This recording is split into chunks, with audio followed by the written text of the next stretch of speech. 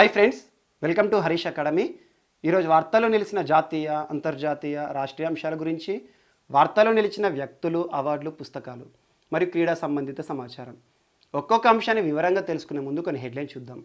ఈరోజు బీహార్ ఎన్నికలకు సంబంధించి కొన్ని ముఖ్య అంశాలు వార్తలు నిలిచాయి. అవేంటో చూద్దాము.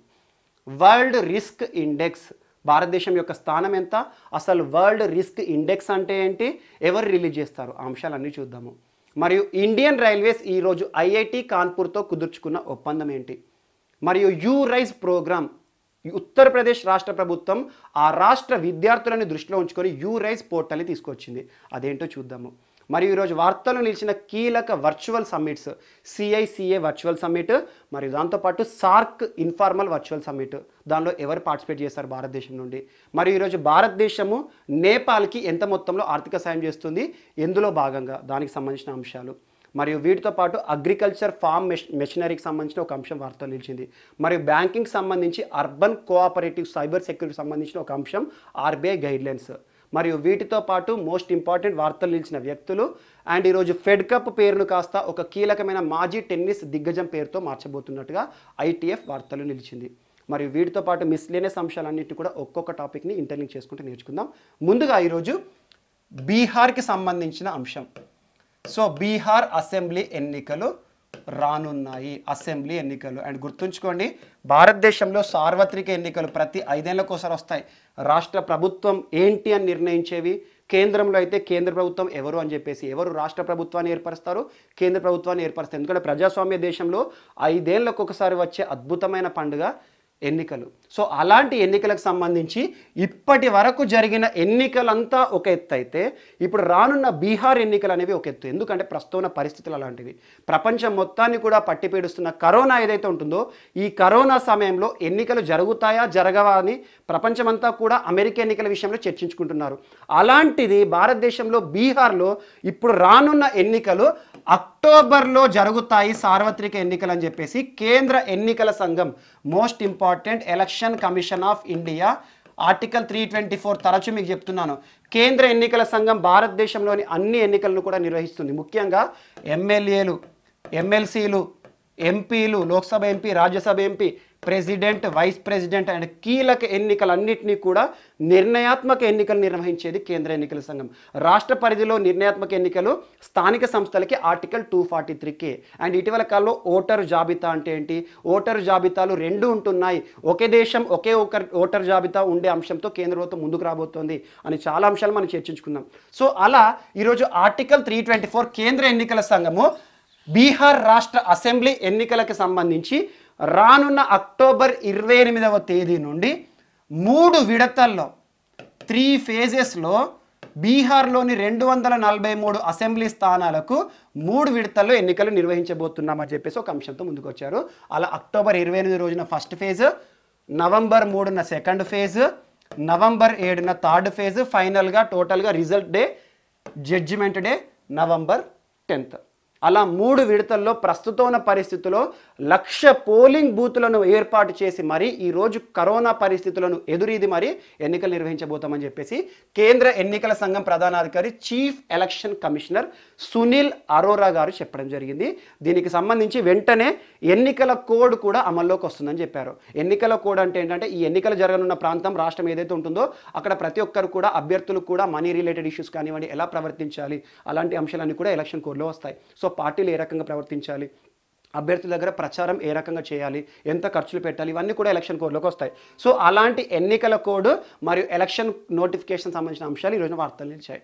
అండ్ మోస్ట్ ఇంపార్టెంట్ ఆర్టికల్ 324 చెప్పాను. ఆర్టికల్ 326 ఏదైతే ఉంటుందో భారతదేశంలోని 18 సంవత్సరాలు నిండిన ప్రతి ఒక్క యువతకి కూడా ఓటు హక్కు కల్పిస్తుంది. సో ఈరోజు ఓటు హక్కు అనేది మనకు రాజ్యాంగం ఇచ్చిన హక్కు. సో అలా 18 సంవత్సరాలు నిన్న వారికి ప్రతి ఒక్కరికి కూడా ఎలాంటి డిస్క్రిమినేషన్ లేకుండా ఓటు హక్కు ఉంటుంది. ఇది ఒకటి ఇంపార్టెంట్. అండ్ ఆర్టికల్ 324(1) నిన్న వార్తలు నిలిచింది. ఆర్టికల్ 324(1) ఏం చెప్తుంది అంటే, ఎన్నికల ఓటరు జాబితా కానివ్వండి, ఓటరు ప్రక్రియ కానివ్వండి, ఎన్నికల నిర్వహణ, ఎన్నికల నియమావళి ఇవన్నీ కూడా కేంద్ర ఎన్నికల సంఘం పరిధిలో ఉంటాయి. సో ఆర్టికల్ 324(1) అధికారాల ఆధారంగానే కేంద్ర ఎన్నికల సంఘం ఎన్నికలు నిర్వహిస్తుంది, దేశమంతా కానివ్వండి, ఒక రాష్ట్రంలో కానివ్వండి. సో ఈ రకంగా ఎన్నికలు నిర్వహించబోతున్న 3 విడతల్లో అసెంబ్లీ ఎన్నికలు బీహార్లో రాబోతున్నాయి అని ఒక అంశం వార్తలు నిలిచింది. అందుకోసం ఒక చట్టం మోస్ట్ ఇంపార్టెంట్, ఆర్టికల్ 327 ఏం చెప్తుంది అంటే, పార్లమెంట్ తీసుకువచ్చిన చట్టం ఏదైతే ఉంటుందో, పార్లమెంట్ రూపొందించిన చట్టం ఆధారంగానే ఎన్నికల సంఘం దేశంలో ఎన్నికలు నిర్వహిస్తుంది. సో ఈరోజు పార్లమెంట్ తీసుకొచ్చిన చట్టం ఏంటి? Representation of peoples act 1951. తరచూ దీని గురించి మీకు చెప్తున్నాను. సీక్రెట్ బ్యాలెట్ అంటే ఏంటి, లేకపోతే section 93 of peoples representation act ఏం చెప్తుంది అన్నాను. అండ్ ఇటీవల చాలాసార్లు చర్చించిన అంశం section 60 of peoples representation act, postal ballot సంబంధించి ఇటీవల చాలాసార్లు చెప్పాను. ఇటీవల కాలంలో జరుగుతున్న ప్రతి ప్రస్తావన విషయంలో ఈ రోజున ఎన్నికలకు సంబంధించి పోస్టల్ బ్యాలెట్ ఏదైతే ఉంటుందో, కరోనా వ్యాధిగ్రస్తులకి పోస్టల్ బ్యాలెట్ సౌకర్యం లేదు, కానీ క్రితం ఇచ్చే అవకాశాలు నేను చెప్పుకున్నాం. సో ఎలాంటి అవకాశం కూడా లేదు. కరోనా వ్యాధిగ్రస్తుల కోసం ఎవరైతే ఉంటారో, సాధారణంగా ఎన్నికల నిర్వహణ 7 గంటల నుండి, మార్నింగ్ 7 నుండి సాయంత్రం 5 గంటలకు జరుగుతుంది.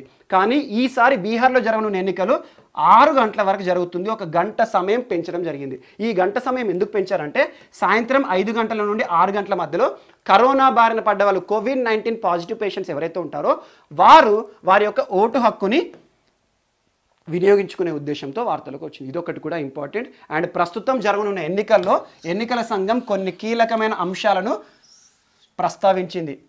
దాదాపు 1,00,000కు పైగా పోలింగ్ బూత్ అంటే ఏంటి? ఎన్నికలకు వెళ్ళడం, మనము అక్కడ ఓటును మనం క్యాష్ చేయడము. అండ్ దాంతోపాటు శానిటైజర్లు, దాదాపు కొన్ని లక్షల శానిటైజర్, 7 లక్షల శానిటైజర్ బాటిళ్లను తెప్పించారు. 7 లక్షల శానిటైజర్లు తయారు చేపిస్తున్నారు, ఎందుకంటే బీహార్ ఎన్నికల కోసం. అలా ప్రతి ఒక్కరికి ఏదైతే మనకి ఇంకు ఉంటుందో, ఆ ఇంకుతో పాటు, ఇండెలిబుల్ ఇంకుతో పాటు ఈరోజు శానిటైజర్ కూడా రాబోతుంది. ఇదొకటి ఇంపార్టెంట్. అండ్ దాంతోపాటు ఈరోజు పీపీఈ కిట్లు, దాదాపు 7 లక్షల పీపీఈ కిట్లు, ఎవరైతే ఎన్నికల సిబ్బంది ఉంటారో వారి రక్షణలో భాగంగా ప్రతి ఒక్కరికి పీపీఈ కిట్ వేస్తారు. And most important, face shields. Face shield అంటే గ్లాస్లో ఉంటుంది కదా, ఆ ఫేస్ షీల్డ్ దాదాపు 6.7 లక్షలు వాడబోతున్నారు బీహార్ ఎన్నికలకు సంబంధించి. అండ్ 23 లక్షల జతల హ్యాండ్ గ్లౌజెస్ వాడుతున్నారు. ఎన్నికల సిబ్బంది ఎవరైతే ఉంటారో, పోలీస్ సిబ్బంది కానివ్వండి, ఆ లోపల ఉన్న టీచర్స్ కానివ్వండి, వీళ్ళందరూ కూడా హ్యాండ్ గ్లౌజెస్తో ఉంటారు. అండ్ దాంతోపాటు సింగిల్ యూసేజ్ గ్లౌజెస్ అంటే ఒకసారి వాడి పాడేసే గ్లౌజెస్ ఉంటాయి కదా, వాటిని కూడా తెప్పిస్తున్నారు. ఎన్ని? దాదాపు 6.7 కోట్లు, ఆల్మోస్ట్ 7 కోట్ల సింగిల్ యూసేజ్ గ్లౌజెస్ కూడా తెప్పిస్తున్నారు. ఎందుకంటే ప్రతి ఓటర్కి కూడా గ్లౌజెస్ ఇస్తారు, ఆ గ్లౌజ్ ద్వారానే వేయాలి. సో ఈ రకంగా వ్యాధి వ్యాప్తి చెందకుండా ఆపడం ఇప్పుడున్న ఒక పెద్ద ఛాలెంజ్ కరోనా పరిస్థితుల కాలంలో బీహార్ ఎన్నికలు. అండ్ దీంతో పాటు అభ్యర్థులకు సంబంధించి కూడా కొన్ని నియమావళి చెప్పింది. ఎవరైతే నామినేషన్ వేస్తారు, ఇప్పటివరకు మనం చూస్తాం నామినేషన్ అంటే ఏంటి, ఎన్నికల్లో నేను పోటీ చేస్తాను అని చెప్పేసి వేస్తాం కదా, అలా నామినేషన్ కోసం మనం ఇచ్చే అప్లికేషన్ ఏదైతే ఉంటుందో ఇప్పటి వరకు ఎన్నికల సిబ్బంది దగ్గరికి పోయి మనం చేస్తాం. కానీ ఈ రోజున బీహార్ ఎన్నికల్లో టోటల్ ఆన్లైన్ విధానంలో నామినేషన్ ఉంటుంది. ఆన్లైన్లో నేను నేను ఎన్నికల్లో పోటీ చేయాలనుకుంటున్నాను, ఒక నియోజకవర్గం నుండి ఎమ్మెల్యేగా నిలబడతాను అనుకోండి, ఆన్లైన్ ఏదైతే ఉంటుందో వెబ్సైట్, ఎన్నికల సంఘం వెబ్సైట్లో నేను రిజిస్ట్రేషన్ చేసుకోవాలి. అందులోనే డిపాజిట్ అమౌంట్ కూడా పే చేయాలి. అండ్ డిపాజిట్ అమౌంట్ మీరు తరచూ వింటూ ఉంటారు, ఎన్నికల ఫలితాల తర్వాత చాలామంది ప్రస్తావిస్తారు, అతని డిపాజిట్ పోయింది, అలా అయిందని చెప్పేసి ఇన్సల్ట్గా ఫీల్ అవుతారు. డిపాజిట్ అమౌంట్ అంటే ఏంటంటే, భారతదేశంలోని ఎన్నికల రీత్యా ఒక్కొక్క ఎన్నికలకు ఒక్కొక్క డిపాజిట్ అమౌంట్ ఉంటుంది. ఆ డిపాజిట్ అమౌంట్ ఎన్నికల్లో పోటీ చేసే అభ్యర్థి ఎన్నికల సంఘానికి కట్టాలి. ఎన్నికల్లో 1/6 పోలై చెల్లిన ఓట్లలో ఆ క్యాండిడేట్ క్వశ్చన్ అనుకోండి, మినిమం ఓట్లు వచ్చినాయి అన్నట్టు. అలాంటి సందర్భంలో ఇటు చేసిన డిపాజిట్ అమౌంట్ మళ్ళీ ఆ అభ్యర్థికి వస్తుంది. కానీ ఎన్నికల్లో మరి మినిమం ఓట్లు కూడా రాలేదనుకోండి, ఈ డిపాజిట్ పోతుంది. దాన్నే మనం డిపాజిట్ గల్లంత అంటాము. సో డిపాజిట్ని కూడా ఈరోజు ఆన్లైన్ విధానంలోనే పే చేయాలని చెప్తున్నారు. అండ్ దాంతోపాటు ఎన్నికల్లో కీలక ఘట్టం ప్రచారం. ఈ ప్రచార కార్యక్రమాన్ని కూడా దాదాపు నిర్బంధం చేశారు. ఏంటంటే ఇంటింటికి ప్రచారంలో ఇప్పటివరకు మనం చూసే ఎన్నికలు ఎలా ఉంటాయంటే, ఒక్కొక్క ఇంటికి 100 మంది వస్తారు రాజకీయ నాయకులు, కానీ అలా కుదరదు. ఈసారి ఇంటింటికి ప్రచారంలో 5గురికి మించి ప్రచారం ఉండకూడదు. అండ్ నామినేషన్ టైం ఏదైతే ఉంటుందో, ఆన్లైన్లో అప్లై చేసిన నామినేషన్ పత్రాలను ఎన్నికల అధికారి సబ్మిట్ చేయాలంటే 2 వ్యక్తులను మించకూడదు, 2 కార్లను మించి నామినేషన్కి వెళ్ళకూడదు. ఇలాంటి కొన్ని కీలకమైన సంస్కరణలు తీసుకొచ్చి ప్రస్తుతం కరోనా పరిస్థితుల కాలంలో బీహార్లో ఎన్నికలు రాబోతున్నాయి. సో ఇదొకటి గుర్తుంచుకోండి, ఎన్నికలకు సంబంధించిన చట్టం, ప్రజా ప్రాతినిధ్య చట్టం రిప్రజెంటేషన్ ఆఫ్ పీపుల్స్ యాక్ట్ 1951, అందులో దాదాపు 4-5 సెక్షన్స్ మీకు క్రితం క్లాస్లో చెప్పాను, అవన్నీ కూడా యాడ్ చేసుకోండి. ఈ రకంగా బీహార్లో రానున్న అక్టోబర్ 28 నుండి 3 దశల్లో ఎన్నికలు జరగబోతున్నాయి. టోటల్ 243 సీట్స్కి సంబంధించి ఇది ఒక అంశం వార్తలు నిలిచింది. కేంద్ర ఎన్నికల సంఘం అధికారికంగా ప్రకటించింది. సో ఈ రకంగా ఎన్నికల కోడ్ కూడా అమల్లోకి వచ్చింది, ఎన్నికల నోటిఫికేషన్ జారీ చేస్తున్నామని చెప్పడం జరిగింది. ఇది ఒకటి ఇంపార్టెంట్. సునీల్ అరోరా గారు ప్రస్తుతం సిఈసి గారు, చీఫ్ ఎలక్షన్ కమిషనర్ గారు చెప్పడం జరిగింది. ఇది ఒకటి ఇంపార్టెంట్. అండ్ నెక్స్ట్ ఏమేమి అప్డేట్ వస్తున్నాయి అవన్నీ రోజు మనం చూద్దాం. ఎట్లా రోజు క్లాసెస్లో అప్డేట్స్ వస్తూ ఉంటాయి, ఏం జరుగుతుందని చెప్పేసి అవి మనం యాడ్ చేసుకుంటూ నేర్చుకుందాం. కానీ మీకు క్రితం క్లాస్లో చెప్పిన సెక్షన్స్ మాత్రమే యాడ్ చేసుకోండి. అండ్ నెక్స్ట్ ఈరోజు సెకండ్ టాపిక్ వచ్చేసి world risk index 2020. World risk index ఎవరు రిలీజ్ చేస్తారంటారు? So United Nations university institute for environment and human security. గుర్తుంచుకోండి ఖచ్చితంగా, United Nations university institute for environment and human security అనే ఒక విశ్వవిద్యాలయం, ఒక యూనివర్సిటీ జర్మనీలో ఉంది, జర్మనీ హెడ్ క్వార్టర్గా. ఇది ప్రతి సంవత్సరం ఇంకొక యూనివర్సిటీ, స్టట్బర్ట్ యూనివర్సిటీ జర్మనీ, ఈ రెండు కలిసి కీలకంగా ఈ యూనివర్సిటీ ప్రచురించేదే వరల్డ్ రిస్క్ ఇండెక్స్. అంటే ప్రతి సంవత్సరం కూడా ప్రపంచ దేశాలను కన్సిడర్ చేసేసుకొని ఏ రకంగా రిస్క్ పొంచి ఉంది ఆ దేశానికి ఉంది, ఎలాంటి ప్రభావాన్ని ఎలాంటి ప్రమాదాలు బారిన ఉన్నాయని చెప్పేసి దేశాలన్నింటినీ కేటగిరీ చేసేసి ఒక రిపోర్ట్ ఇస్తుంది. సో ఈ 2020లో 181 దేశాలను కన్సిడర్ చేస్తారు. 181 దేశాలను పరిగణలోకి తీసుకొని ఏ దేశం అత్యంత ప్రమాదాలను పొంచి ఉంది, ఏ రకంగా ప్రిపేర్డ్గా ఉంది అని చెప్పేసి రిస్క్ ఇచ్చారు. అందులో 181 దేశాల్లో భారతదేశం యొక్క స్థానము 89వ స్థానం, 89th. సో మీడియం రిస్క్ గ్రూప్లో ఉంది. మీడియం రిస్క్ అంటే మరీ ఎక్కువ రిస్క్ లేవు. రిస్క్ అంటే ఏంటంటే ఒకటి గుర్తుంచుకోండి, ఈరోజు కెలామిటీస్ కానివ్వండి, డిజాస్టర్స్, సో విపత్తుల బారిన ఒక దేశం ఎంత పొంచి ఉంది, ఎర్త్కేక్స్ కానివ్వండి, ల్యాండ్ స్లైడ్స్, అవలాంచెస్, మరి దీంతోపాటు సునామీ, ఫ్లడ్స్, డ్రాట్స్, ఇలాంటి సహజ సిద్ధమైన విపత్తుల బారిన ఏ దేశం ఎంతలా ప్రమాదం పొంచి ఉందని చెప్పేసి రిపోర్ట్ ఇస్తారు. అలా భారతదేశము 89th ప్లేస్లో ఉంది. సో అలా టాప్లో కాదు, అలా బాటంలో కాదు, మీడియంలో ఉంది. And poorly prepared for any calamity అన్నారు. ప్రిపేర్డ్నెస్ అంటే ఏంటి? ఏ రకంగా ఒక విపత్తు వస్తే మన భారతదేశం సంసిద్ధంగా ఉంది ఎదుర్కోవడానికి. అందులో చాలా పూర్ కండిషన్స్లో ఉందంటే ఏదైనా విపత్తు వస్తే చాలా వరకు ప్రమాదం మనకు పొంచి ఉంటుంది. సో ప్రిపేర్డ్నెస్లో కూడా పూర్గా ఉంది అని చెప్పేసి ఒక నివేదిక ఇవ్వడం జరిగింది. మరి వరల్డ్ రిస్క్ ఇండెక్స్లో టాప్ ప్లేస్లో ఉన్న దేశం ఏది అంటారు, అదొకటి కూడా ఇంపార్టెంట్. ఈరోజు టాప్ ప్లేస్లో ఉన్న దేశం వన్వాటు. సో వన్వాటు దేశం అనేది టాప్ రిస్క్ను పొంచి ఉంది. ఈరోజు అత్యంత ప్రమాదపు టంచున ఉన్న దేశం ఏదంటే వన్వాటు, ఇదొకటి ఇంపార్టెంట్. అండ్ సెకండ్ టోంగా గురించి ఇటీవల మీకు మ్యాప్లో కూడా చెప్పాను. వన్వాటు మరియు టోంగా ఈ రెండు దేశాలు ప్రపంచంలో అత్యంత ప్రమాదాలని పొంచి ఉన్న దేశాలుగా ఈరోజు వార్తలు నిలిచాయి. ఇదొకటి కూడా ఇంపార్టెంట్. అండ్ నెక్స్ట్ ఈరోజు ఇంకొక అంశం, ఇటీవల ఇండియన్ రైల్వేస్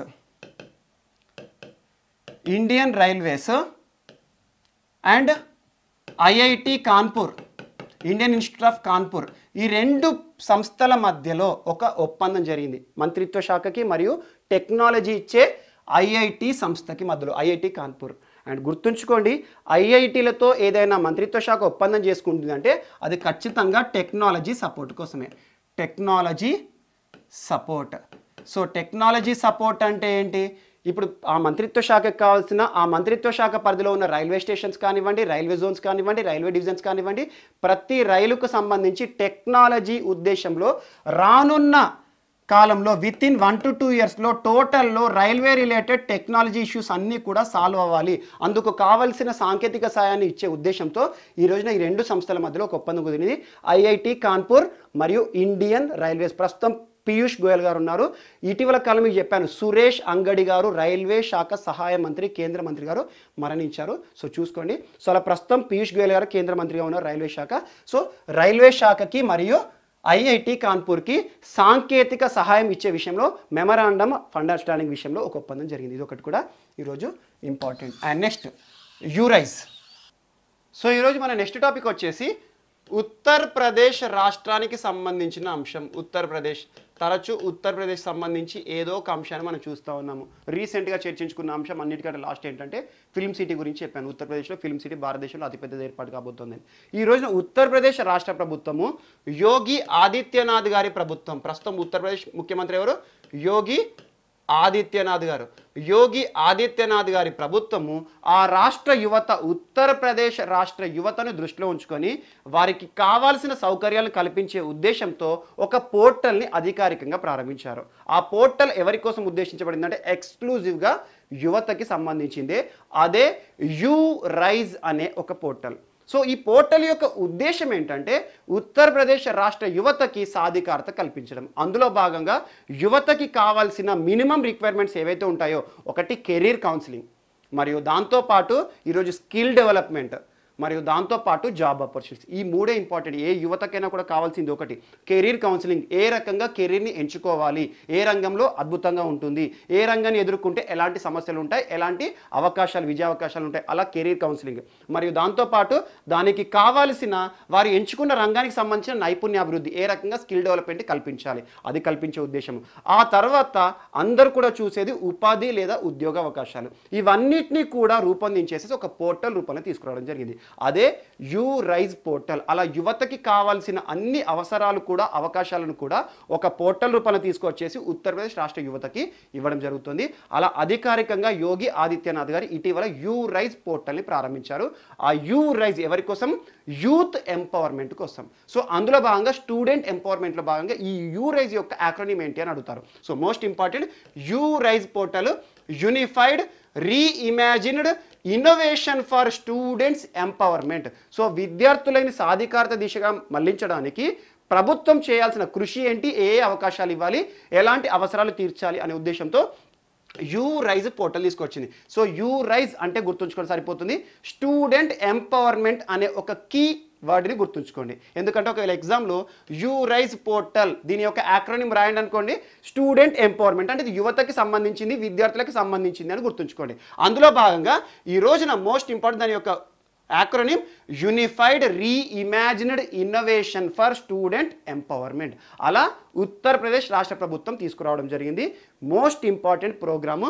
అండ్ దీనికి కావాల్సిన టెక్నికల్ సపోర్ట్ ఎవరిస్తున్నారు, అసలు ఈ పోర్టల్ని ఎవరు రూపొందించారు, ఈ బిట్ కూడా అడుగుతారు. ఎందుకంటే ముఖ్యంగా ఇలాంటి పోర్టల్స్ కానివ్వండి, యాప్లు కానీ వార్తలు నిలుస్తున్నప్పుడు అవి ఎవరు రూపొందించారో తెలుసుకోవాలి. ఎందుకంటే టెక్నాలజీ ఇచ్చిన వారెవరు, అది రూపొందించిన వాళ్ళు ఎవరు. ప్రభుత్వం ఎలాగో అధికారికంగా ప్రారంభించింది, కానీ అది రూపొందించింది ఎవరు కావాలి. సో ఈ పోర్టల్ తయారు చేసింది, రూపొందించింది ఎవరు అంటే APJ Abdul Kalam technical university వారు ఈ పోర్టల్ని తయారు చేయడం జరిగింది. సో అలా యువతని మరియు విద్యార్థులని దృష్టిలో ఉంచుకొని వారికి కావాల్సిన అవసరాలను తీర్చే ఉద్దేశంతో ఈ రోజున యూ రైజ్ పోర్టల్ అనే ఒక అవకాశంతో ముందుకు రావడం జరిగింది ఉత్తరప్రదేశ్ రాష్ట్ర ప్రభుత్వం, యోగి ఆదిత్యనాథ్ గారి ప్రభుత్వం. అండ్ గుర్తుంచుకోండి, ఇటీవల కాలంలో యువతకి సంబంధించి వార్తలు నిలిచిన అంశాలు కానివ్వండి, స్టూడెంట్స్ సంబంధించి ఆన్లైన్ ఎడ్యుకేషన్ కానివ్వండి, మరియు అందరికీ సంబంధించి సైకలాజికల్ కండిషన్స్ ఆధారంగా ఇటీవల కేంద్ర ప్రభుత్వం తీసుకొచ్చిన అంశాలు ఏంటి, ఇలాంటివన్నీ కూడా చూడండి. అండ్ మోస్ట్ ఇంపార్టెంట్ చూడండి, ఇటీవల అస్సాం స్కిల్ డెవలప్మెంట్ యూనివర్సిటీ అని చెప్పాను, దాని గురించి తరచూ చెప్తున్నాను, ఖచ్చితంగా చూడండి. సో ఇలాంటి అంశాలు వార్తలు నిలిస్తే ఖచ్చితంగా ఎగ్జామ్లో కనబడతాయి. ముఖ్యంగా యువత, స్త్రీలు మరియు విద్యార్థులకు సంబంధించిన అంశాలను మాత్రం ఖచ్చితంగా ఏ రాష్ట్ర ప్రభుత్వం ప్రారంభించినా చూడండి. సో ఈ రోజున చూడండి, భారతదేశంలోని యువతకి మరియు అందరికీ కూడా అవగాహన కల్పించాలి. ఫిట్నెస్ పైన, శారీరక దృఢత్వం పైన ప్రతి ఒక్కరికి కూడా వారికి అవగాహన కల్పించాలి. ఫిట్ ఇండియా అనే ఒక కార్యక్రమాన్ని కూడా కేంద్ర ప్రభుత్వం విశిష్టంగా తీసుకెళ్తోంది. అందులో భాగంగా ఇటీవల సెప్టెంబర్ 25 నాడు ప్రధాని నరేంద్ర మోడీ గారు ఫిట్నెస్ పైన ప్రతి పౌరుడికి కూడా ఈరోజు అవగాహన కల్పించాలని చెప్పేసి కొంతమంది కీలకమైన వ్యక్తులని, ఈరోజు సెలబ్రిటీస్ని ఈ వీడియో కాన్ఫరెన్స్ ద్వారా ఇంటరాక్ట్ అయ్యారు. మనం చూసాం విరాట్ కోహ్లీ భారతదేశంలో ఇప్పుడు క్రికెట్లో ఏ రకంగా తన యొక్క గుర్తింపు అనేది ఉందో మనం చూస్తున్నాం. దాంతోపాటు మిలింద్ సోమన్ ఒక యాక్టివిస్ట్ ఎవరైతే ఉంటారో, రన్నర్, యాక్టర్ మనం చూస్తూ ఉంటాం. ఇటీవల కాలంలో మిలింద్ సోమన్ విషయంలో నరేంద్ర మోడీ గారు కూడా కొన్ని జోకులు వేశారు. మీరు 55 ఇయర్స్ లాగా లేరు, అసలు ఏంటి మీ యొక్క శారీరక దృఢత్వానికి రహస్యం ఏంటి అని, ఫిట్నెస్ పైన మీరు యొక్క సలహాలు సూచనలు ఇవ్వండి అని చెప్పేసి. అందులో నరేంద్ర మోడీ గారు కూడా తన యొక్క ఫిట్నెస్ గురించి పంచుకున్నారు. అలా యువతకి సంబంధించి కానీ భారతదేశానికి సంబంధించి కానీ కొన్ని అంశాలు వార్తలు నిలిస్తే ఖచ్చితంగా చూడండి. ఇటీవల కేంద్ర ప్రభుత్వం తీసుకొచ్చిన ఫిట్ ఇండియా మూవ్మెంట్ కానివ్వండి, దాంతోపాటు సైకిల్స్ ఫర్ చేంజ్ ఛాలెంజ్ ఇవన్నీ చెప్పాను. సైకిల్స్ ఫర్ చేంజ్ ఛాలెంజ్, ఇటీవల స్మార్ట్ సిటీస్ పరిధిలో ఫుట్పాత్ల ఏర్పాట్లు, అవన్నీ కూడా ఖచ్చితంగా చూడండి, ఖచ్చితంగా రానున్న ఎగ్జామ్స్లో వస్తాయి. సో ఇదొకటి కూడా ఈరోజు ఇంపార్టెంట్. సో ఎలాగో ఉత్తరప్రదేశ్ రాష్ట్రానికి సంబంధించిన అంశాన్ని చర్చించుకున్నాం కాబట్టి ఈరోజు ఇంకొక అంశం most important personality Pandit Deen Dayal Upadhyaya.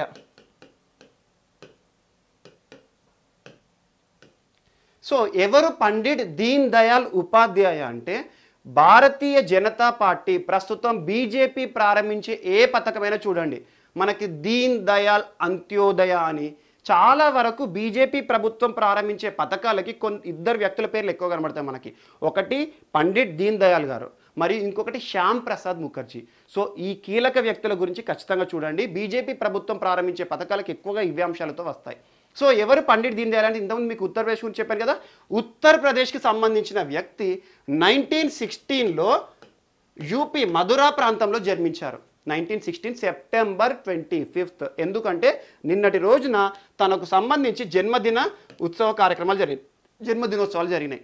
అందులో భారత ప్రధాని గారు కూడా దేశమంతటికీ కూడా పండిట్ దీన్ దయాల్ గారు చేసిన సేవలేంటి, ఏ రకంగా తనను గుర్తించారు అని చెప్పేసి ఒక అవగాహన కూడా చెప్పారు. తన యొక్క స్పీచ్ కూడా ఇవ్వడం జరిగింది. సో పండిట్ దీన్ దయాల్ ఎవరంటే ఒక హిందుత్వ సిద్ధాంతం అంటారు, హిందుత్వ, మరియు ఆర్ఎస్ఎస్ రాష్ట్రీయ స్వయం సేవక్ సంఘ్ కీలకమైన యాక్టివిస్ట్ ఒకప్పుడు తను ఉన్నప్పుడు. అండ్ దాంతోపాటు భారతీయ జనసంఘ్ పార్టీ ఏర్పాటులో కీలక వ్యక్తి. భారతీయ జనసంఘ్ అనే పార్టీ ఏదైతే ఉండేనో ఒకప్పుడు, అందులో శ్యామ్ ప్రసాద్ ముఖర్జీ, పండిట్ దీన్ దయాల్ వీళ్ళందరూ కూడా ఆ తర్వాత కాలంలో ఏర్పడిన బీజేపీ పార్టీ ఏదైతే ఉందో ఆ బీజేపీకి పూర్వ రూపమే భారతీయ జనసంఘ్. అది ఒకటి గుర్తుంచుకోండి. సో అలా 1980sలో మనం బీజేపీ పార్టీని చూసాము, కానీ అంతకుముందు బీజేపీ పార్టీ స్థానంలో ఉండేదే భారతీయ జనసంఘ్. ఆ మూలాల నుండి ఏర్పడింది బీజేపీ పార్టీ. సో అందుకే అందులో క్రియాశీలకంగా ఉన్న వ్యక్తులను స్మరిస్తూ ప్రస్తుతం కొన్ని ఇంపార్టెంట్ కార్యక్రమాలు కానివ్వండి, పథకాలను కానివ్వండి, ప్రజలందరికీ తెలిసే ఉద్దేశంతో అవగాహన కార్యక్రమాలు తీసుకొస్తారు. ఇది ఒకటి కూడా మోస్ట్ ఇంపార్టెంట్. అండ్ తన యొక్క జన్మదినం రోజున భారతదేశం అంతా కూడా ఒక గొప్ప దినోత్సవంగా జరుపుతారు. ఆ దినోత్సవం పేరేంటి అంటే అంత్యోదయ దివస్. అంత్యోదయ దివస్. సో ఎగ్జామ్లో బిట్ ఎలా అడుగుతారంటే ఎవరి జన్మదినోత్సవాన్ని స్మరిస్తూ అంత్యోదయ దివస్గా జరుపుకుంటాము అంటారు. సో పండిట్ దీన్ దయాల్ గారు. సో పండిట్ దీన్ దయాల్ బర్త్డేని మనం అంత్యోదయ దివస్గా ప్రతి సంవత్సరం కూడా జరుపుతాం. అంత్యోదయ అంటే ఏంటి? మనకు పూరెస్ట్ ఆఫ్ ద పూర్ ఎవరైతే ఉంటారో, భారతదేశంలో పేదవర్గం ఎవరైతే ఉంటారో, పేదలు చాలామంది ఉన్నారు. ఈరోజు పేదరికం లేని దేశం అంటూ లేదు ఎక్సెప్ట్ లగ్జంబర్గ్. ఈ రోజున పేదరికంతో అలమటిస్తున్న దేశాలు చాలా ఉన్నాయి. మన ఇండియా విషయానికి వస్తే చాలామంది ఇప్పటికీ పేదరికంలో సంఖ్య పెరుగుతుంది. ఎందుకంటే ఇటీవల కాలంలో కరోనా లాక్డౌన్ వల్ల పేదరికం పెరుగుతోంది. ఇలాంటి వారు ఎవరైతే ఉంటారో వారిని పోషించే బాధ్యత రాజ్యాలపైన ఉంటుంది, ప్రభుత్వాలకు ఉంటుంది. అందులో భాగంగా ప్రభుత్వం ఈరోజు వారికి సంబంధించిన ఉద్దేశించిన పథకాలు, ముఖ్యంగా పబ్లిక్ డిస్ట్రిబ్యూషన్ ద్వారా ప్రతి నెల రేషన్ ఇస్తుంది. ఆకలి చావులు ఉండకూడదు, ఫుడ్ సెక్యూరిటీ, ఆహార భద్రతను కల్పిస్తుంది. అలాంటి వాటిని అన్నిటిని కూడా ఈరోజు అంత్యోదయ పేరుతో మనం జరుపుతాము. And most important Pandit Deen Dayal ఎవరైతే ఉన్నారో తన జన్మదినోత్సవం రోజున అన్ని అంశాల్లో కూడా upliftment of the poorest of the poor అనే ఉద్దేశంతో తన జన్మదినోత్సవాన్ని భారత ప్రభుత్వం ఈరోజు మనం అద్భుతంగా సెలబ్రేట్ చేస్తాం. ఇదొకటి కూడా ఇంపార్టెంట్. సో ఎవరి జన్మదినోత్సవానికి సంబంధించిన అంశం అంటారు అంత్యోదయ దివస్. అలా poorest of the poor upliftment అనే అంశం ఈరోజు ప్రతి ఒక్క ప్రభుత్వానికి కూడా ఉండాలి. అప్లిఫ్ట్మెంట్ అంటే ఏంది? పూరెస్ట్ ఆఫ్ ద పూర్ అంటే ఏంది? పేదల్లోనే మరీ ఇంకా పేదలు అన్నట్టు, పేదల్లోనే మరీ ఎక్కువ సాంద్రత ఉందనుకో పేదరికము, మరీ ఎక్కువ పేదరికం ఏందనుకోండి, అలా పేదల్లోనే పేదలు ఎవరైతే ఉంటారో వారందరినీ కూడా అప్లిఫ్ట్ చేయాలి. ఇదంతా ఎవరి బాధ్యత? ప్రభుత్వాలు. అందుకోసమే వారికి కావాల్సిన ఆహార పదార్థాలు కానివ్వండి, వారికి ప్రత్యేక సౌకర్యాలు కల్పిస్తూ ఉంటుంది. ఇది ఒకటి కూడా ఇంపార్టెంట్. సో అలా అంత్యోదయ దివస్ ఇతని బర్త్డే రోజున ఇటీవల చోటు చేసుకోవడం జరిగింది. ఇది కూడా ఇంపార్టెంట్. యూపీకి సంబంధించిన అంశం లింక్ చేశాను. అండ్ నెక్స్ట్ ఈ రోజున మౌషిక్ మైక్రో ప్రాసెసర్ వార్తల్లో నిలిచింది. మౌషిక్. సో ఏంటి మౌషిక్ అంటే ఇటీవల మనం చూసాము ప్రధానమంత్రి ఆత్మనిర్భర్ యాప్ ఇన్నోవేషన్ ఛాలెంజ్ అన్నాను. అలా భారతదేశంలో ప్రస్తుతం చాలా యాప్ల పైన నిషేధం ఉంది, మనకు చైనాకు సంబంధించిన అంశాలు మనం చూసాం. అలాంటి యాప్స్ ఏవైతే ఉంటాయో మన స్వదేశీ పరిజ్ఞానంతో మనమే తయారు చేసుకోవచ్చు కదా అని చెప్పేసి నరేంద్ర మోడీ గారు పిలుపునిచ్చారు. అందులో భాగంగా చాలా యాప్స్ వచ్చినాయి. అందులో ఎవరు విన్నర్ అయ్యారు, ఏ రకంగా ప్రోత్సాహం ఇచ్చిందో కూడా మనం చర్చించుకున్నాం. ఆ తర్వాత ఇంకొక ఛాలెంజ్ కూడా వచ్చింది, మైక్రో ప్రాసెసర్ ఛాలెంజ్ అని చెప్పేసి ministry of electronics and information technology కేంద్ర మంత్రిత్వ శాఖ వారు ఒక ఛాలెంజ్ వేశారు. అలా మన భారతదేశంలో కావాల్సిన ఇంటర్నెట్ ఆఫ్ థింగ్స్లో కీలక పాత్ర వహించే మైక్రో ప్రాసెసర్ని ఈరోజు మేక్ ఇన్ ఇండియాలో భాగంగా మన స్వదేశీ పరిజ్ఞానంతో మన స్వదేశీయులు తయారు చేయండి, ఇప్పటివరకు ఏవైతే ఉన్నాయో ఇంపోర్ట్ అవుతున్నాయో వాటి స్థానాన్ని భర్తీ చేయడానికి మన అవసరాలు మనమే తీర్చుకోవాలి మైక్రో ప్రాసెసర్ విషయంలో అని అన్నాం. సో అందులో భాగంగానే ఈరోజు మేక్ ఇన్ ఇండియాలో భాగంగా భారతదేశంలో పూర్తి స్వదేశీ పరిజ్ఞానంతో మన ఓన్ నాలెడ్జ్తో మన భారతీయులతో తయారు చేయబడ్డ మైక్రో ప్రాసెసర్ ఈరోజు మౌషిక్ మైక్రో ప్రాసెసర్. ఎవరు తయారు చేశారంటారు? So IIT Madras, Indian institute of technology Madras and Indian institute of technology Madras గురించి కూడా మనం చాలాసార్లు చర్చించుకున్నాం. ఇటీవల QS వరల్డ్ ర్యాంకింగ్స్ కానివ్వండి, హెచ్ఆర్డి మినిస్ట్రీ ప్రస్తుత విద్యాశాఖ వారు రిలీజ్ చేసిన ర్యాంకింగ్స్లో కానివ్వండి, చాలా విద్యా విషయాల్లో ప్రమాణాలు పాటించే అంశాల్లో ఈరోజు ఐఐటి మద్రాస్ టాప్లో ఉంటుంది. ఐఐటి మద్రాస్ శాస్త్రవేత్తలు తయారు చేశారు మౌషిక్ అనే ఒక మైక్రో ప్రాసెసర్ని. సో ఈ మైక్రో ప్రాసెసర్ తయారీకి కావాల్సిన ఫండింగ్ అందరూ ఎవరు చేశారంటే, ఫండింగ్ అంటే ఆర్థిక సాయం ఎవరు చేశారు ఈ మైక్రో ప్రాసెసర్ రూపకల్పన కోసం, ప్రయోగాల కోసం అంటే department of electronics and information technology వారు ఇచ్చారు. ఫండింగ్ అంటే దానికి కావాల్సిన పరిశోధనకు కావాల్సిన ఆర్థికపరమైన సాయం అంతా కూడా department of electronics and information technology వారి ప్రోత్సాహంతో ఈ యాప్ అనేది ఈరోజు యాప్ కాదు మైక్రో ప్రాసెసర్ అనేది రూపుదిద్దుకోవడం జరిగింది. అండ్ మోస్ట్ ఇంపార్టెంట్ గుర్తుంచుకోండి, ఈ మైక్రో ప్రాసెసర్ గురించి ఖచ్చితంగా బిట్ వస్తుంది. ఎందుకంటే ప్రస్తుతం స్వదేశీ విధానం అనేది అమల్లో ఉంది కాబట్టి ప్రస్తుతం భారతదేశ అవసరాల కోసం మన ఓన్ మైక్రో ప్రాసెసర్ ఇటీవల వార్తల్లో నిలిచింది. మౌషిక్ ఎవరు తయారు చేశారంటారు, లేదా ఇటీవల మన స్వదేశీ పరిజ్ఞానంతో తయారు చేయబడ్డ మైక్రో ప్రాసెసర్ పేరేంటి అంటారు, లేదా ఐఐటి మద్రాస్ వాళ్ళు తయారు చేసిన మైక్రో ప్రాసెసర్ పేరేంటి అంటారు. మౌషిక్ గుర్తుంచుకోండి. సో దీని యొక్క ఉపయోగం ఏంటి? ఈరోజు ప్రతి ఒక్కటి కూడా మైక్రో ప్రాసెసర్ ఆధారంగానే ఉంటుంది. కంప్యూటర్లు కానివ్వండి, టీవీలు కానివ్వండి, స్మార్ట్ ఫోన్స్ కానివ్వండి, ఈరోజు డిజిటల్ అంశాల అన్నిట్లో కూడా internet of everything, internet of థింగ్స్లో మైక్రో ప్రాసెసర్ యొక్క పాత్ర ఉన్న ఉద్దేశం దృష్ట్యా ఈరోజు మన స్వదేశీ పరిజ్ఞానంతో మౌషిక్ అనే ఒక మైక్రో ప్రాసెసర్ రావడం జరిగింది. ఇది కూడా ఇంపార్టెంట్. అండ్ నెక్స్ట్ టాపిక్, ఈరోజు వార్తలు నిలిచిన ఇంకొక సమావేశం G4 సమావేశం. ఇటీవల మనం ఇప్పుడు సమావేశాల గురించి చూస్తున్నాం కాబట్టి ఇటీవల చోటు చేసుకున్న మోస్ట్ ఇంపార్టెంట్ సమావేశం ఏంటంటే G4. అండ్ గుర్తుంచుకోండి, G4 అనగానే వీరి యొక్క ఉద్దేశం ఒక్కటే. ఈ G4 4 దేశాల యొక్క ఉద్దేశం ఏంటంటే ఐక్యరాజ్య సమితి భద్రతా మండలి యునైటెడ్ నేషన్స్ సెక్యూరిటీ కౌన్సిల్లో శాశ్వత సభ్య దేశాలుగా మనం కూడా ఉండాలి. అందుకోసమే ఏర్పాటైన ఒక కూటమి ఏంటంటే G4 కూటమి. ఈ G4 కూటమిలో ఏ దేశాలు ఉంటాయంటే India, Brazil, Japan and Germany. ఈ 4 దేశాల యొక్క ఉద్దేశము గ్రూప్ ఆఫ్ 4, ఈ G4 అంటారు వీటిని. ఈ G4 దేశాల యొక్క ఉద్దేశము అవి ఒక కూటమిగా ఏర్పడడానికి కావాల్సిన కండిషన్ ఒకటే, అదేంటంటే ఐక్యరాజ్య సమితి భద్రతా మండలిలో శాశ్వత సభ్య దేశాలుగా మాకు కూడా స్థానాన్ని కల్పించండి అని కొన్నేళ్ల పాటు పోరాడుతున్నాయి. ఒక్కొక్కరి వాదన ఒక్కొక్కటి. ఒకరు జనాభా పరంగాని, ఒకరు ఒక ఖండానికి అసలు రిప్రజెంటేషన్ లేదు, ఒక ఖండానికి రిప్రజెంటేషన్ ఇవ్వమని, ఒకరు టెక్నాలజీలో మేము నెంబర్ 1 ఉన్నామని. సో ఇలాంటి వాదనలతో G4లో శాశ్వత సభ్య దేశాల కూటమిలో మాకు స్థానాన్ని ఇవ్వండి అని చెప్పేసి ఒక్కొక్క దేశం వాదిస్తోంది. అండ్ గుర్తుంచుకోండి, ఐక్యరాజ్య సమితి ఏర్పడినప్పటి నుండి శాశ్వత సభ్య దేశాలు ఏవైతే ఉన్నాయో అవి మాత్రమే ఉన్నాయి ఇప్పటివరకు. ఆ 5 దేశాలు వీటో పవర్ వాడుకుంటున్నాయి. ఇక మిగతా 10 దేశాలు ఇటీవల కాలంలో మనం చర్చించుకున్నాం ఐక్యరాజ్య సమితి భద్రతా మండలి ఎన్నికలప్పుడు ఆ శాశ్వత దేశాలు సభ్య దేశాలు ఏవేవి ఎన్నికని అని చెప్పేసి. సో జూన్ 17న జరిగిన ఎన్నికల్లో భారతదేశం రానున్న 2021-2022 ఈ 2 సంవత్సరాల పాటు ఐక్యరాజ్య సమితి భద్రతా మండలిలో తాత్కాలిక సభ్య దేశాల కూటమిలో 10 దేశాల్లో భారతదేశము స్థానం సంపాదించుకుంది. 2 ఏళ్ల పాటు భారతదేశము భారత్ యొక్క వాదనని వినిపిస్తుంది అని చెప్పాను. అండ్ గుర్తుంచుకోండి, ఈ 2 ఏళ్ల పాటు అనేది భారత్ ఎన్నిక అవ్వడం మనం 75th ఇయర్ ఆఫ్ ఇండిపెండెన్స్కి ఒక బహుమానంగా కూడా భావించుకున్నాం. అందులో గుర్తుంచుకోండి ఇంకొకటి ఏంటంటే ఇటీవల ఐక్యరాజ్య సమితి ఏర్పడి 75 సంవత్సరాలు కాబోతోంది అని చెప్పేసి అక్టోబర్ 24th రోజున ఇప్పుడు మనకు ఐక్యరాజ్య సమితి ఏర్పడి 75 సంవత్సరాల ఉత్సవాలు జరుగుతున్నాయి. అందులో భాగంగా ఇటీవల జరిగిన వీడియో కాన్ఫరెన్స్లో కూడా నరేంద్ర మోడీ గారు కొన్ని అంశాలు చెప్పారు. ఏ ఉద్దేశంతో అయితే ఐక్యరాజ్య సమితి ఏర్పడిందో ప్రపంచ దేశాల మధ్యలో శాంతిని నెలకొల్పాలని, ఆ శాంతి ఇంకా కూడా నెరవేరలేదు. ఇప్పటికీ కూడా కొన్ని దేశాలు తీవ్రవాదము లేదా టెర్రరిజం వీటితో ఇంకా యుద్ధాలు చేస్తున్నాయి, ఇంకా యుద్ధాలు ఆగలేదు, ఒక దేశానికి మధ్యలో సామరస్యం ఏర్పడలేదు అని చెప్పేసి ఒక పాయింట్ చెప్పారు. అండ్ దాంతోపాటు భద్రతా మండలిలో శాశ్వత సభ్య దేశాలు ఏవైతున్నాయో వాటి సంఖ్యను కూడా సంస్కరణలు తీసుకురావట్లేరు. సో భద్రతా మండలి సంస్కరణ అని చెప్పేసి కొన్ని ఏళ్ళ నుండి మనం చూస్తున్నాం.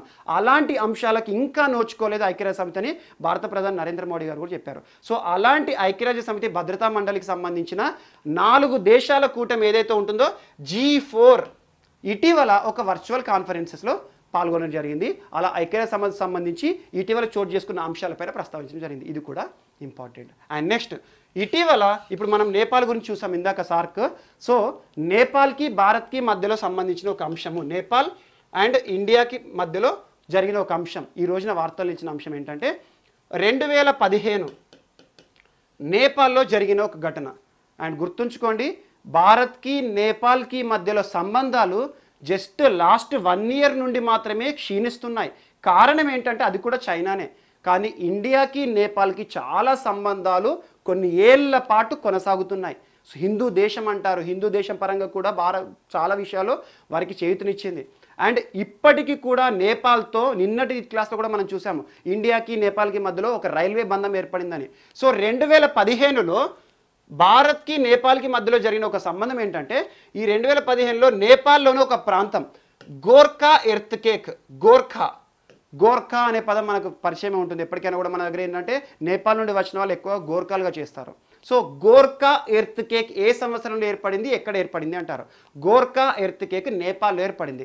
ఈ ఎర్త్కేక్ వల్ల నేపాల్ దేశంలో చాలా వరకు నష్టం ఏర్పడింది. అండ్ గుర్తుంచుకోండి, ఎర్త్కేక్ లేదా భూకంపం ఒక ప్రాంతంలో వచ్చింది అంటే ఆ ప్రాంతంలో ఆర్థికపరమైన దారుణమైన నష్టాన్ని చూస్తాము, ప్రాణాలు పోతాయి, గాల్లో కలిసిపోతాయి. సో అలాంటి విపత్తుల వల్ల కోలుకోవాలి అంటే కొన్నేళ్ల పాటు పోరాడాలి ఆ దేశం కానీ ఆ ప్రాంతం కానివ్వండి.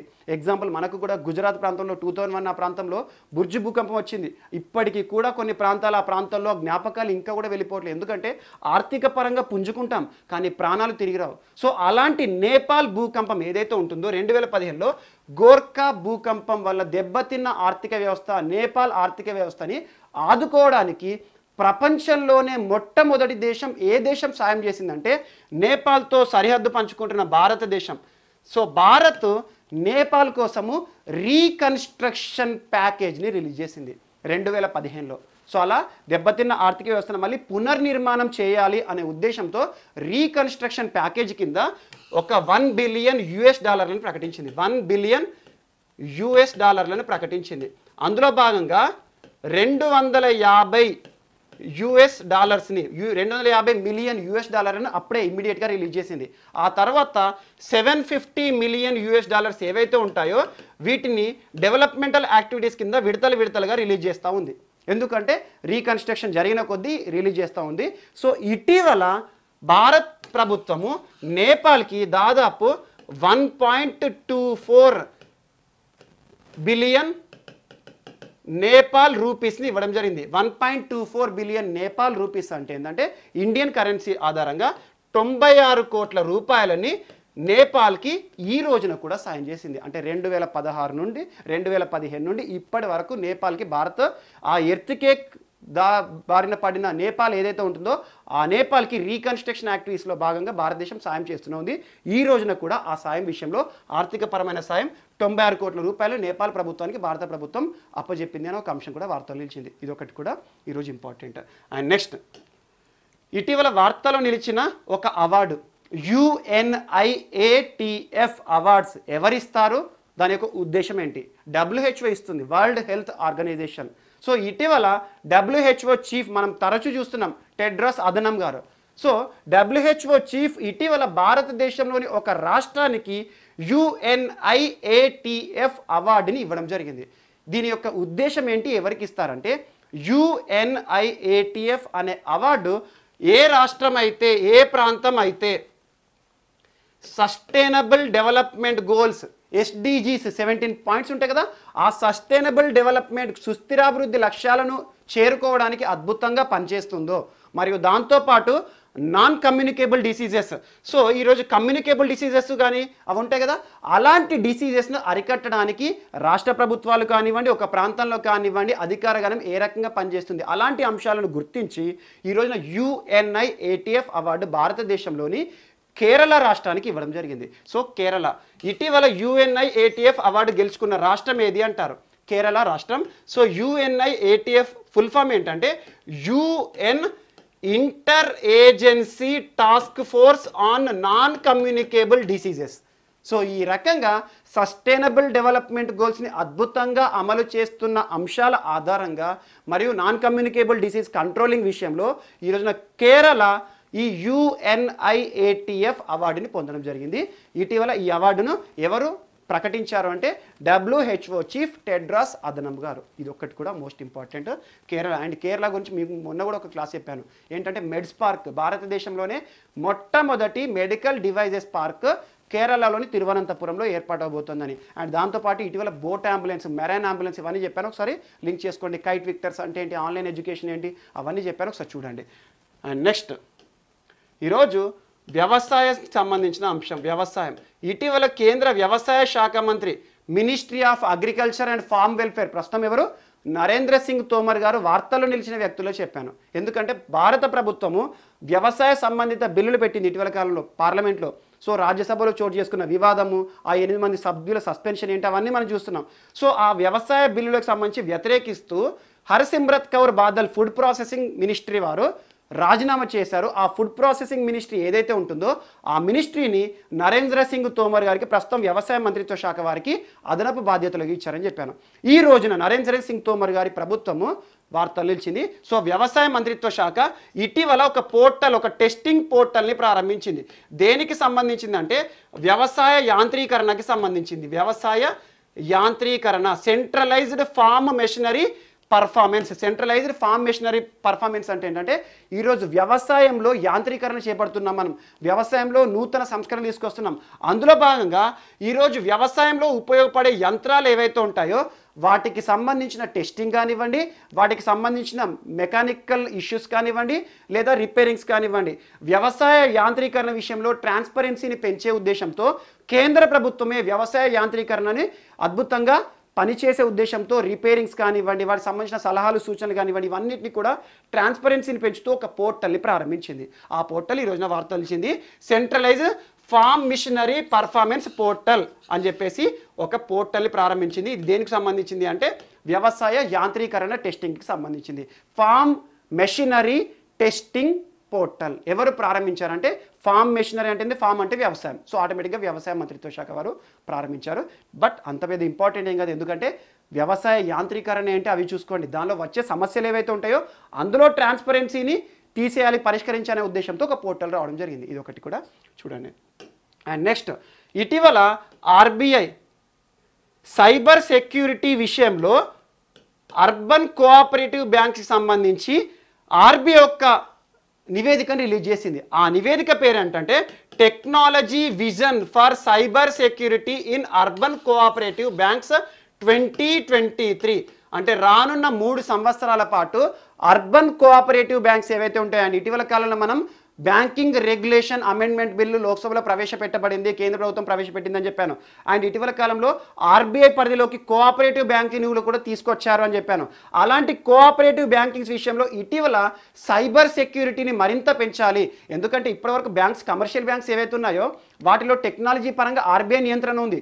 కానీ కోఆపరేటివ్ బ్యాంకింగ్ విషయంలో ఇప్పుడు RBI నియంత్రణ వచ్చింది కాబట్టి ఈ సైబర్ సంబంధిత నేరాలు ఏంటి, మనీ సంబంధిత అంశాలు కానివ్వండి, ఎలాంటి ఇంటర్నెట్ ఆధారంగా ఆన్లైన్ విధానంలో నేరాలు జరగకుండా ఈ cooperative bankings, urban cooperative bankings అన్నిటినీ కూడా సైబర్ నేరాల నుండి కాపాడే ఉద్దేశంతో ఒక నివేదికను రిలీజ్ చేసింది. అలా 2023 వరకల్లా సైబర్ సెక్యూరిటీ సంబంధిత అంశాలన్నిటి కూడా పరిష్కరిస్తామని చెప్పేసి RBI చెప్పడం జరిగింది. ఇది ఒకటి కూడా ఇంపార్టెంట్. సో RBI ఏం రిలీజ్ చేసింది, technology vision for cyber security అనే అంశాన్ని ఇటీవల వార్తలు ఇచ్చింది. అండ్ నెక్స్ట్ ఇటీవల వార్తలు ఇచ్చిన వ్యక్తి కే మాధవన్ ఇప్పటి వరకు ఇతను స్టార్ డిస్నీ ఇండియా లిమిటెడ్కి ప్రెసిడెంట్గా ఉన్నారు. సో ఇటీవల తను Indian broadcasting foundation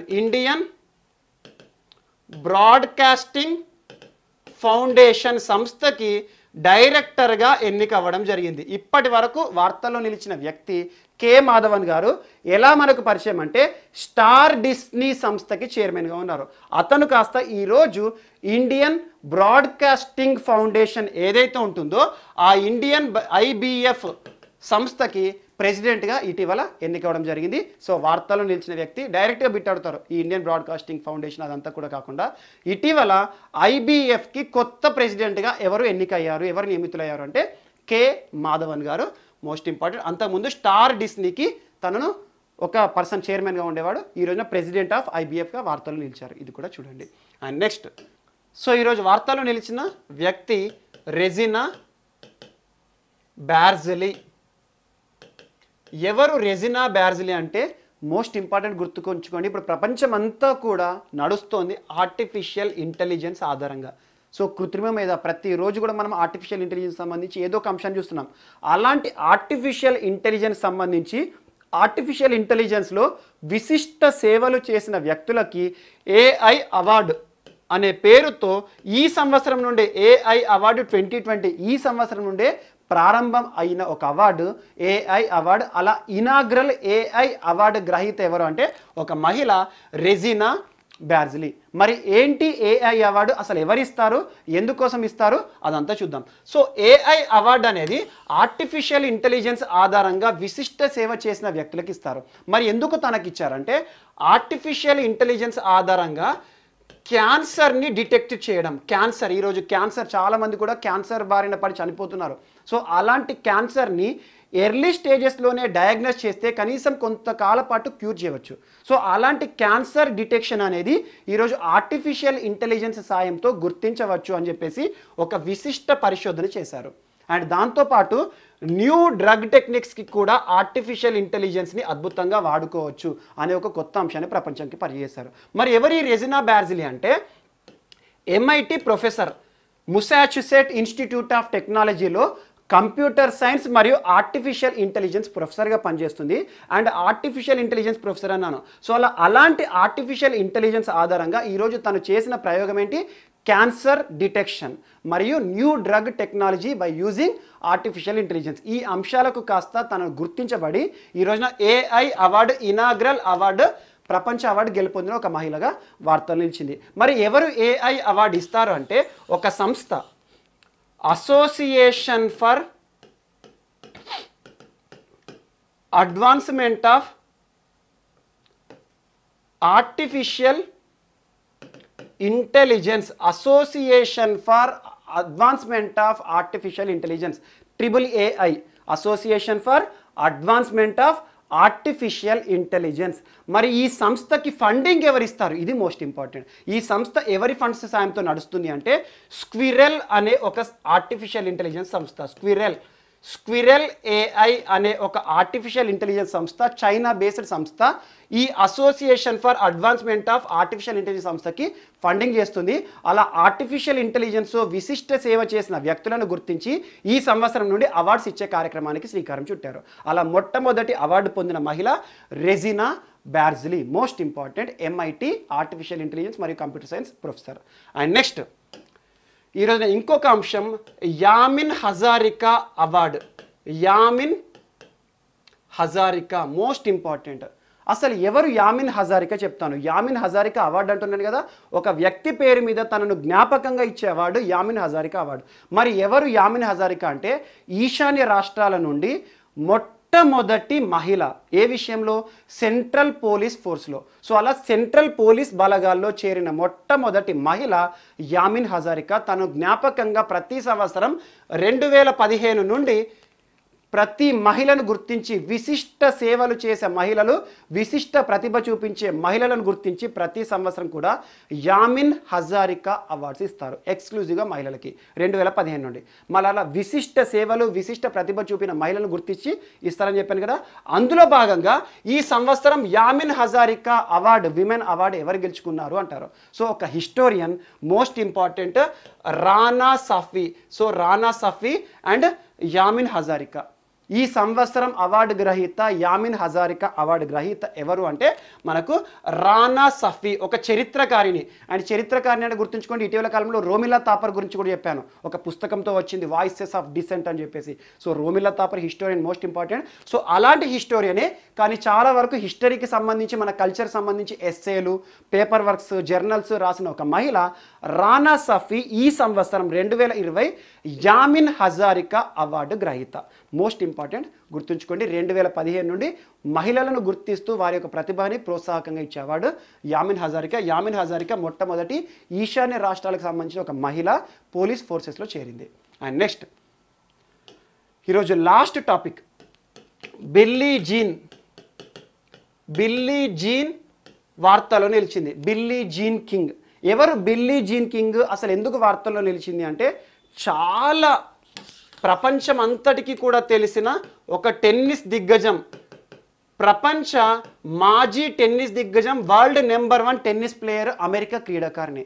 so Billie Jean King ఇటీవల ఎందుకు వార్తలు నిలిచింది అంటే, తన జ్ఞాపకంగా టెన్నిస్కి మరింత గౌరవం ఇచ్చే ఉద్దేశంతో ఫెడ్ కప్, మనం అందరం వినే ఉంటాం టెన్నిస్ సంబంధించి ఫెడ్ కప్ అంటే ఏంటంటే మహిళా టెన్నిస్ సంబంధించి world cup, the world cup of tennis fed cup, మహిళలకు సంబంధించిన ఫెడ్ కప్ ఏదైతే ఉంటుందో మహిళల టెన్నిస్ ప్రపంచ కప్ పేరుని, ఆ ఫెడ్ కప్ పేరుని కాస్త బిల్లీ జీన్ కింగ్ కప్గా మారుస్తున్నాము అని చెప్పేసి ఒక మహిళ పేరును ఒక ప్రపంచ కప్ పేరుగా పెడుతున్నారు. ఇటీవల ఇంటర్నేషనల్ టెన్నిస్ ఫెడరేషన్ అంటే ఏంటి?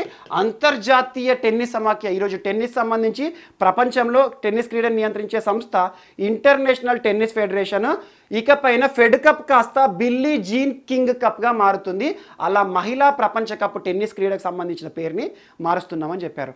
మరి అండ్ ఇంకొకటి, టెన్నిస్ దిగ్గజం అన్నాను, మాజీ నెంబర్ 1 ప్లేయర్ అన్నాను, యుఎస్ ప్లేయర్ అన్నాను. అండ్ తను చాలా సోషల్ యాక్టివిస్ట్ కూడా, సామాజిక కార్యక్రమాలతో కూడా చాలాసార్లు వార్తలు నిలిచారు.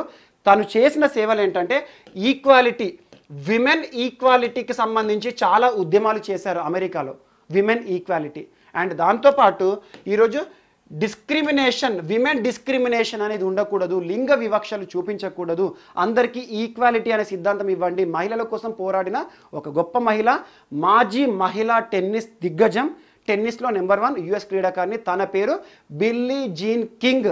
ఈరోజు దేనికి పెట్టారంటే మహిళా ప్రపంచ టెన్నిస్ టోర్నీ ఫెడ్ కప్ని కాస్త బిల్లీ జీన్ కింగ్ టోర్నీ కప్గా మార్చబోతున్నారు. ఇదొక అంశం కూడా, దానికి సంబంధించి అధికారికంగా ఇంటర్నేషనల్ టెన్నిస్ ఫెడరేషన్ కూడా చెప్పడం జరిగింది. ఇదొకటి కూడా వార్త నిలిచింది. అండ్ నెక్స్ట్ ఈరోజు ఒక మిస్లేనియస్ అంశం ఏంటంటే, అంత పెద్ద ఇంపార్టెంట్ కాదు, ఒక ప్రైవేట్ సంస్థకు సంబంధించి, ఎలాగో మనం క్రీడకు సంబంధించి చర్చించుకుంటున్నాం కాబట్టి, యువరాజ్ సింగ్ గారు, మనకు తెలుసు యువరాజ్ సింగ్ ఇటీవల వార్తలు నిలిచారు, తన యొక్క రిటైర్మెంట్ని వెనక్కి తీసుకుంటున్నానని పంజాబ్ తరఫున మళ్ళీ దేశీవాళీ క్రికెట్ ఆడతానని చెప్పారు. సో యువరాజ్ సింగ్ ఎవరైతే ఉన్నారో ఇటీవల ఆకాష్ ఎడ్యుకేషనల్ ఇన్స్టిట్యూషన్స్, ఆకాష్ భారతదేశం అంతా కూడా వారి యొక్క బ్రాంచెస్ ఉన్నాయి ఎడ్యుకేషన్ సంబంధించి, ముఖ్యంగా ఐఐటి, జేఈ, ఎంసెట్, నీట్, వీనికి సంబంధించి ఎడ్యుకేషనల్ ఇన్స్టిట్యూట్స్ ఏవైతే ఉంటాయో ఆకాష్ ఎడ్యుకేషనల్ ఇన్స్టిట్యూట్ దేశవ్యాప్తంగా ఉన్న అన్ని ఇన్స్టిట్యూట్స్ కూడా ఒక బ్రాండ్ అంబాసిడర్గా ఇటీవల యువరాజ్ సింగ్ గారు వార్తలు నిలిచారు. సో యువరాజ్ సింగ్ ఇకపైన ఆకాష్ ఎక్కడైనా అడ్వర్టైజ్మెంట్ అనుకోండి, దానిపైన యువరాజ్ సింగ్ ఫోటో కనబడుతుంది అన్నట్టు. అలా ఆకాష్ ఎడ్యుకేషనల్ ఇన్స్టిట్యూట్కి బ్రాండ్ అంబాసిడర్గా ఇటీవల నియమితులైన క్రీడాకారుడు ఎవరు అంటే యువరాజ్ సింగ్. ఇది కూడా ఈరోజు ఇంపార్టెంట్. సో ఇవి ఈరోజు వార్తలు నిలిచిన అంశాలు. మిస్లేనియస్ అంశాలు ఏమైనా మిగిలిపోయి ఉంటే మాత్రం మనం రేపటి క్లాస్లో యాడ్ చేసుకొని నేర్చుకుందాం. రేపు కలుద్దాం. Thank you.